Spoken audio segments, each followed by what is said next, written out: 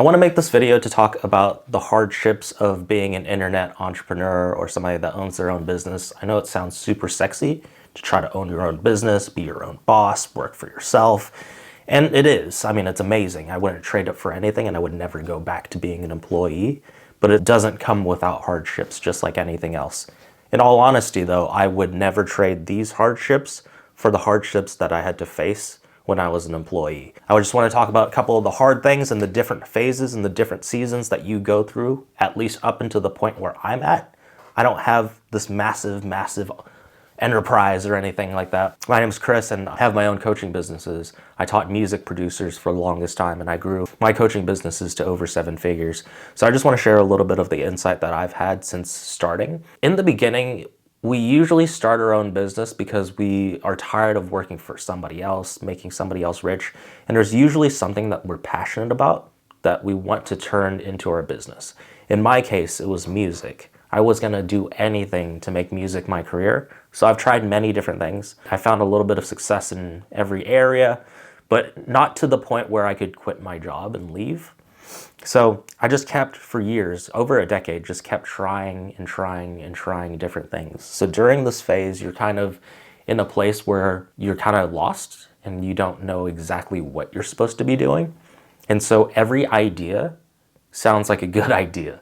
So the problem with that, though, is that you don't have any structure and you don't stay focused on any one idea. Let's say you find a new opportunity. In this phase where you're on a high, basically, because you have this new idea, you can't wait to break into it. And then you start researching more and more and more and more and more and start figuring out how difficult it actually is because of all the things outside of just the craft itself that you have to do.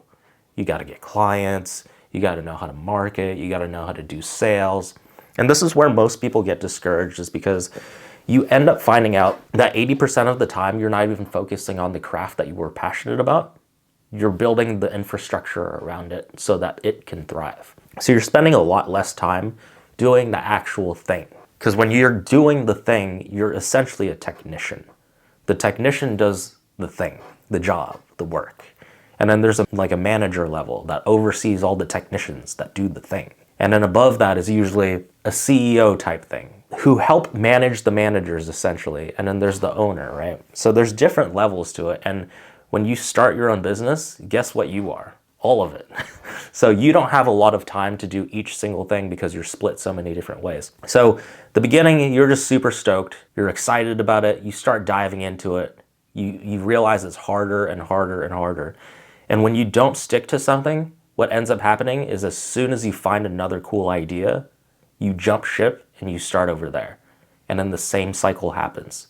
You're excited, you're on that high, you start to realize it's more difficult, and then you give up. So the cycle a lot of people get stuck in is that cycle, me included. When I started, I did this cycle for like 10 years. Find a new opportunity, give up on the old one. Find a new opportunity, give up on that old one.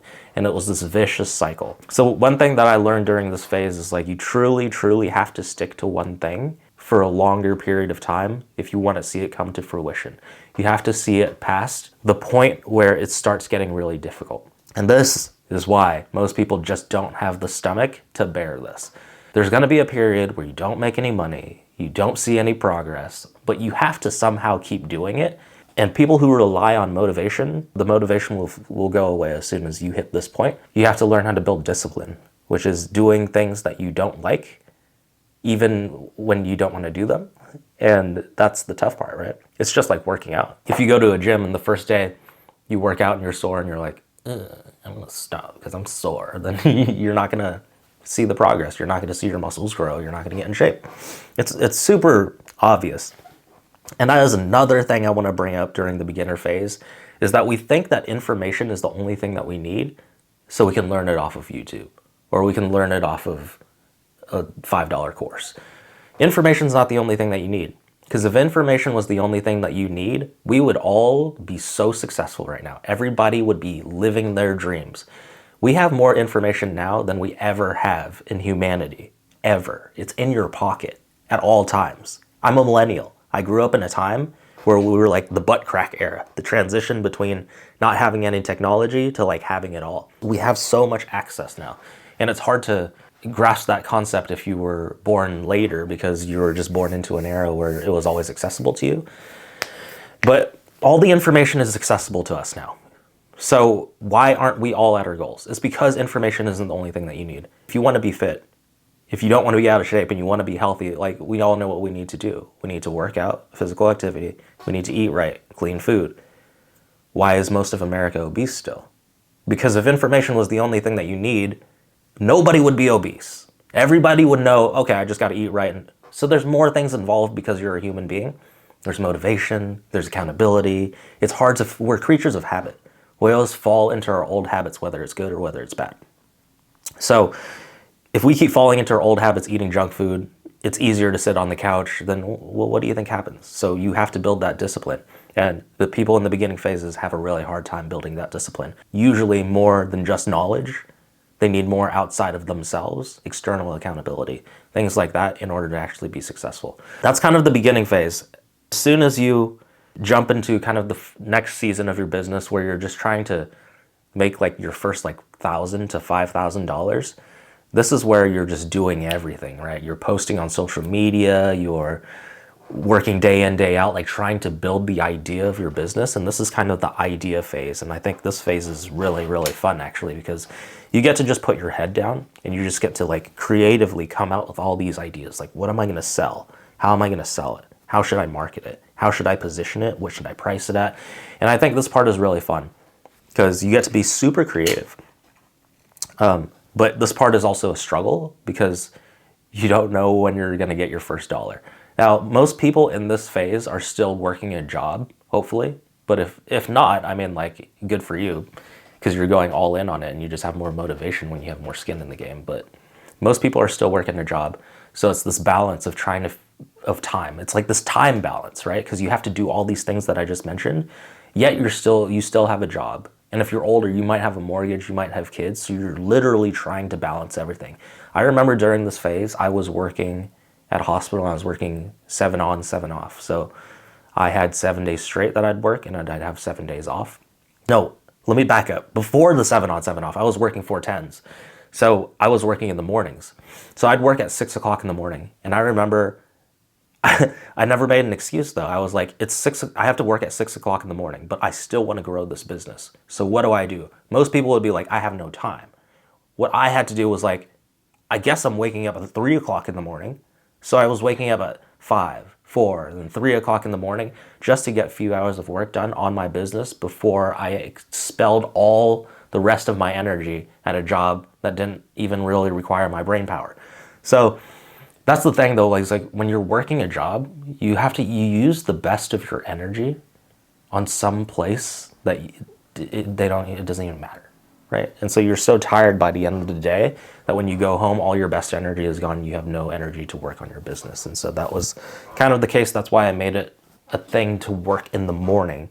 But also at my job, I used to, instead of having 2 breaks and a lunch during that 10 hours, they would combine all of that. So I had an hour and 10 minutes, I remember, on my breaks, on my lunches. So I remember I lived probably like 7 minutes from home.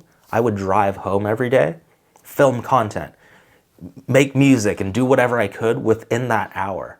So this is how bad I wanted it. I was working every minute of the waking day, even though I worked, I had a mortgage, I had a kid. That's how much I wanted it. Now, when I tell people that and that's what I did, they're like, I don't want to do that. Well, that's why you can't build the business, right? So it takes a lot of sacrifice. So that's kind of that beginning phase of earning your first $1,000 to $5,000 is just you constantly grinding and grinding, and it's a time thing that you run out of. And then when you go to the next level where it's kind of like making your first 10K a month, and this is the first big milestone for every entrepreneur. I know that when you're an employee, usually, right, and you want to get to that first 10K, that is a big milestone for a lot of people. And we just have this imagination where like, man, if I hit 10K, like everything about my life changes. And I'll tell you, the first 10K is pretty glorifying, but it's not as life-changing as we think. I mean, unless you allow yourself to believe that it's that life-changing, then you're going to blow all the money, which is exactly what I did. My first 10K a month, I was like, I am done with money. I'm balling. Like, it's over, right? So I just blew it. And immediately it was gone, probably like the next couple days. I bought everybody drinks. I was like, everybody in the club, like, we're buying, everybody's getting a drink. It was just insane. It was a lot of fun, but at the same time, it was a quick realization that I was like, wow, 10K can leave your bank account just as fast as it came in. But that first 10K is that milestone. That's this, during this phase, is you have this delusion where you're absolutely a baller and you're like basically invincible. And I'll tell you, like, that mindset is a massive crutch throughout growing your business.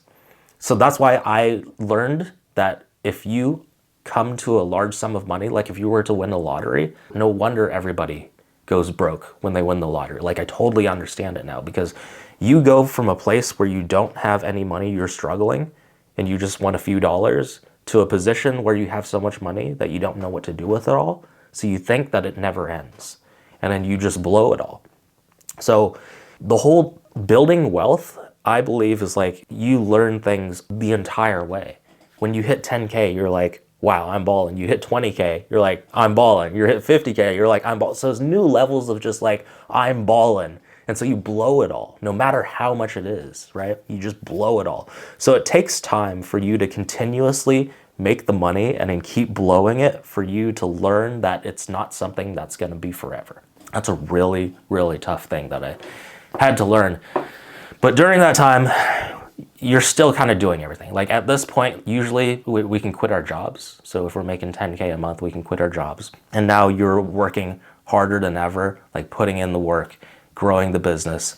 And there's just a bit of delusion, but also stress at this time, because you blow all your money and then you're like trying to recoup it by grinding even harder. You make more money, then you blow it again, and then you try to recoup it. And so it's this constant cycle of just like this up and down. And I think people talk about this a lot in entrepreneurship, is like it's an extreme roller coaster.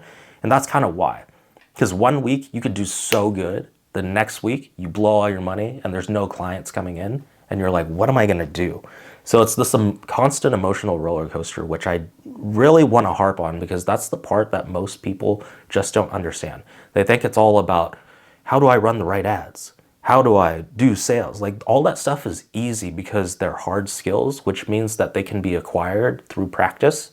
Whereas emotional control and intelligence is really difficult, because you're constantly going to feel different every single day, depending on your circumstance.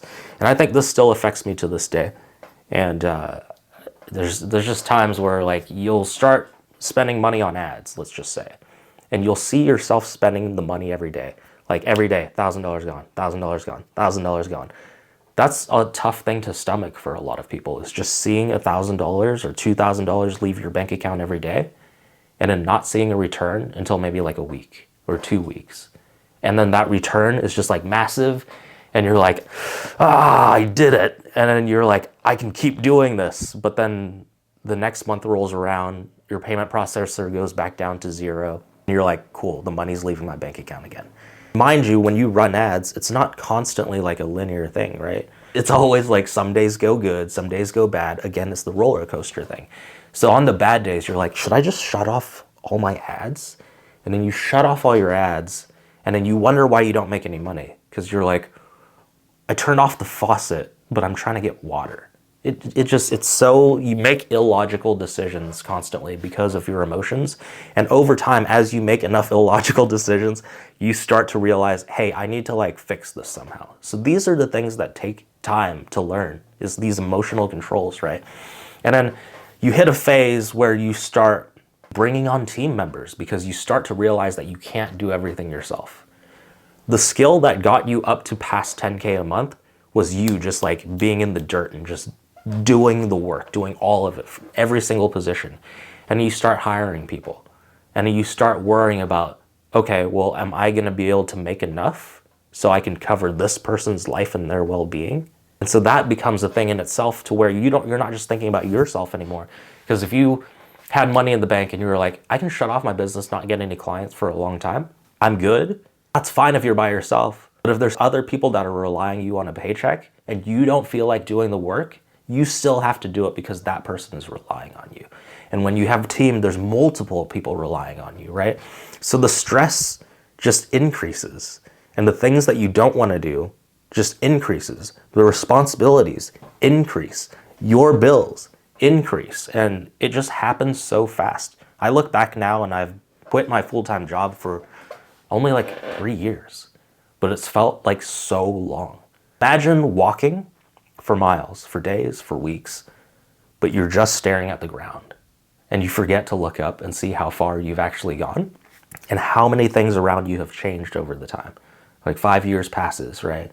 There's so much things around you have changed. Technology's changed, AI is popping up, all this stuff happens, but you are so busy looking at the day-to-day at the ground that you forget to look up and you forget to like realize how far you've come. Like at this point, I've made over $1 million and it doesn't feel like it. Like it doesn't feel like how I thought it would feel when I was making $60,000 a year. It's weird. It's a weird feeling. Like you start to level up your standards and you start to level up your problems, essentially. You trade your old problems for new, better problems, which isn't a bad thing. And that's part of the game. That's part of the challenge. And I wouldn't trade any of this for anything. Like I love entrepreneurship. I love business and I love learning all this stuff and challenging myself every day.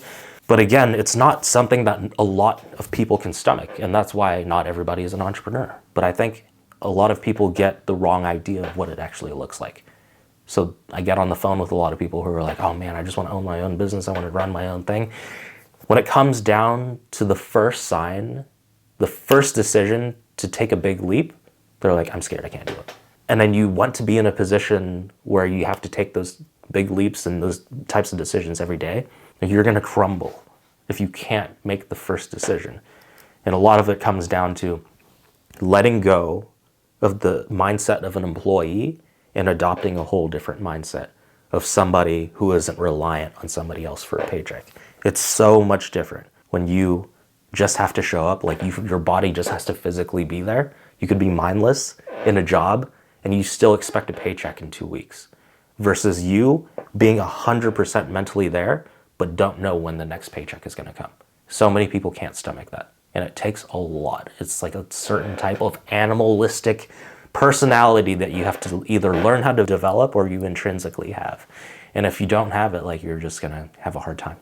And so the message to a lot of people is like, stay at your jobs. And unless all of this resonates with you and it feels like something you can do, then I encourage you to tackle entrepreneurship because it's the coolest thing in the world. It's the greatest thing in the world, but it's also very, very difficult in many different ways. But again, I personally still think that me working for somebody else, making minimal money until I'm 65 and I'm too old to really enjoy my life, I finally get to retire and then I have to live scarcely off my savings because inflation is destroying us. That sounds way more costly and way harder to me than all the hardships of entrepreneurship and not as glorifying. So I just want to share this video, share my thoughts, share the whole journey. And if you're somebody who educates other people, like your creative skill, something like that, you want to start a coaching business, you want to do online businesses like this, I'll leave a link down below to a free training where I show you how to build out the whole thing. Please like and subscribe and I'll see you in the next video.